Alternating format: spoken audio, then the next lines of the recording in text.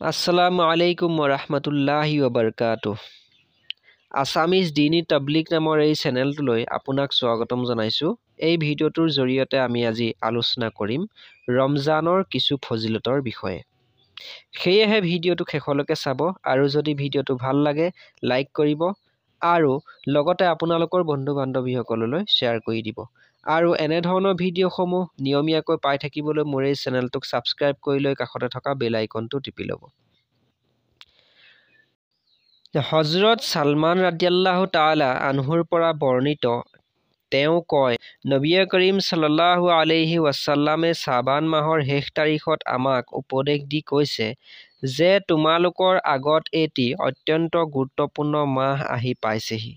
মাহটো অতিশয় বৰকতপূৰ্ণ। এই মাহটোত এনে এটি ৰাতি আছে যাক কোৱা হয় শবে কদৰ, যি সহস্ৰ মাহতকৈ উত্তম হয়। আল্লাহ তাআলাই সেই মাহৰ ৰোজা তোমালোকৰ ওপৰত ফৰজ কৰিছে আৰু ৰাতিৰ কিয়াম অৰ্থাৎ তাৰাবিহ পুণ্যময় কাম হিচাপে নিৰ্ধাৰিত কৰিছে। যি ব্যক্তিয়ে এই মাহটোত কোনো নেক আমলৰ দ্বাৰা আল্লাহ তাআলাৰ নৈকট্য লাভ কৰিলে, যেনিবা তেওঁ অন্যান্য মাহত ফৰজ কাম কৰাৰ মৰ্যাদা লাভ কৰিলে, আৰু যিজনে এই মাহত কোনো ফৰজ কাম আদায় কৰিলে, যেনিবা তেওঁ আন মাহত ৭০টা ফৰজ আদায় কৰিলে। এই মাহটো সবৰ বা ধৈৰ্যৰ মাহ আৰু সবৰৰ প্ৰতিদান হৈছে জান্নাত। এই মাহ মানুহৰ সৈতে সহানুভূতি কৰাৰ মাহ। এই মাহত মুমিনসকলৰ ৰিজিক বৰ্ধিত কৰা হয়। যিজনে কোনো ৰোজাদাৰক ইফতাৰ কৰাব, তেওঁৰ বাবে ই গুনাহ মাফ হোৱাৰ আৰু জাহান্নামৰ জুইৰ পৰা নাজাত পোৱাৰ কাৰণ হ'ব আৰু ৰোজাদাৰৰ সমপৰিমাণে তেওঁ সৱাব পাব। ইয়াৰ কাৰণে ৰোজাদাৰৰ সৱাবত কোনো পৰিৱৰ্তন বা কম কৰা নহ'ব। সাহাবাসকলে আৰজ কৰিলে, ইয়া ৰাছূলুল্লাহ সাল্লাল্লাহু আলাইহি ওয়াসাল্লাম, আমাৰ অনেকৰে এই সামৰ্থ্য নাই যে ৰোজাদাৰক ইফতাৰ কৰাব পৰা যায়। প্ৰত্যুত্তৰত নবী কৰীম সাল্লাল্লাহু আলাইহি ওয়াসাল্লামে ক'লে, ইফতাৰ মানে পেট ভৰাই খোৱা নহয়, বৰঞ্চ এটি খেজুৰ নাইবা এগিলাচ পানী বা এগিলাচ লচ্ছিৰ দ্বাৰা ইফতাৰ কৰালেও আল্লাহ পাকে উক্ত সৱাব দান কৰিব।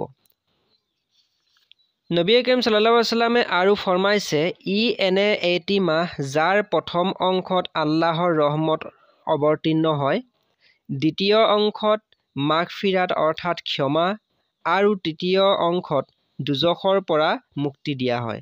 যিজনে এই মাহত নিজৰ গোলাম আৰু খাদিমৰ পৰা কামৰ বোজা কমাই দিব, আল্লাহ তাআলাই তেওঁক ক্ষমা কৰিব আৰু জাহান্নামৰ জুইৰ পৰা নাজাত দান কৰিব।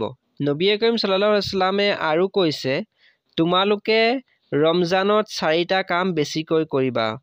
উক্ত 4টা কামৰ 2টা হৈছে আল্লাহৰ সন্তুষ্টিৰ বাবে আৰু আন 2টা হৈছে যাৰ অবিহনে তোমালোকৰ কোনো গত্যন্তৰ নাই।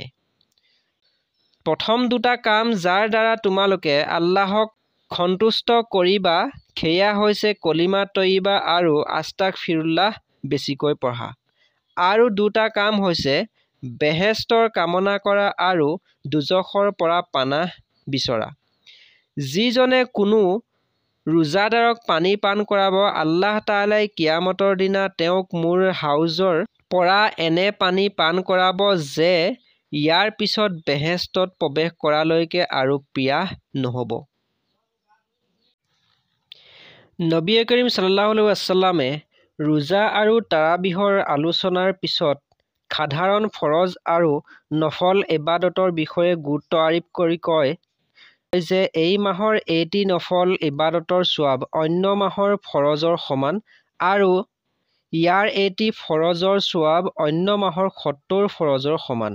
এইখিনিতে আমি সকলোৱে নিজ নিজ ইবাদত বন্দেগীৰ ফালে লক্ষ্য কৰা উচিত যে এই পবিত্ৰ মাহত আমি ফৰজ ইবাদতৰ ক্ষেত্ৰত কিমানখিনি যত্নৱান আৰু নফল ইবাদত নামাজ আদি কি পৰিমাণে পঢ়ি থাকোঁ।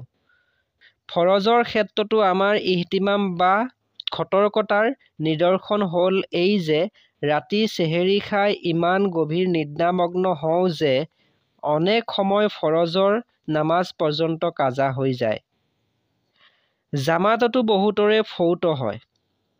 ইয়াৰ দ্বাৰা অনুমান হয় যে যেনিবা আমি চেহেৰী খুৰাৰ শুক্ৰিয়া আদায় কৰিবলৈ গৈ আল্লাহ তাআলাৰ খবাটোতকৈ গুৰুত্বপূৰ্ণ ফৰজক সম্পূৰ্ণ কাজা কৰি দিওঁ অথবা অসম্পূৰ্ণভাৱে আদায় কৰোঁ। কিয়নো ফৰজ নামাজ জামাতবিহীন আদায় কৰাকে ফেকাহ শাস্ত্ৰ বিশেষজ্ঞসকলে নাকিজ বা অসম্পূৰ্ণ বুলি মত পোষণ কৰিছে। নবী কৰিম সাল্লাল্লাহু আলাইহি wasallamয়েও এঠাইত ইৰশ্বাদ ফৰমাইছে, মছজিদৰ ওচৰত বসবাসকাৰীসকলৰ নামাজ মছজিদ ব্যতীত আদায়ে নহয়।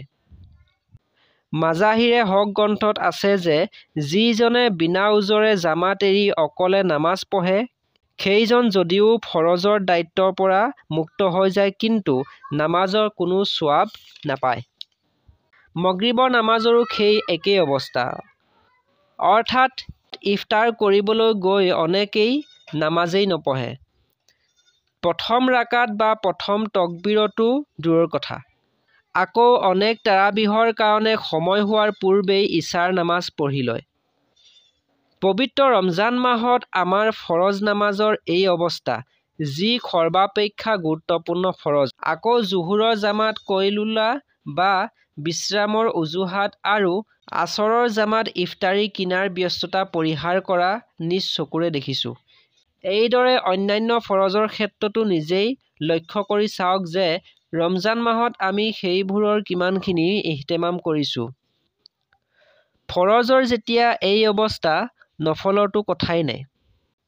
কিন্তু প্ৰকৃতপক্ষে এইবোৰ আপত্তি, চৰম অৱহেলা তথা অমনোযোগিতা ব্যতীত আন একো নহয়।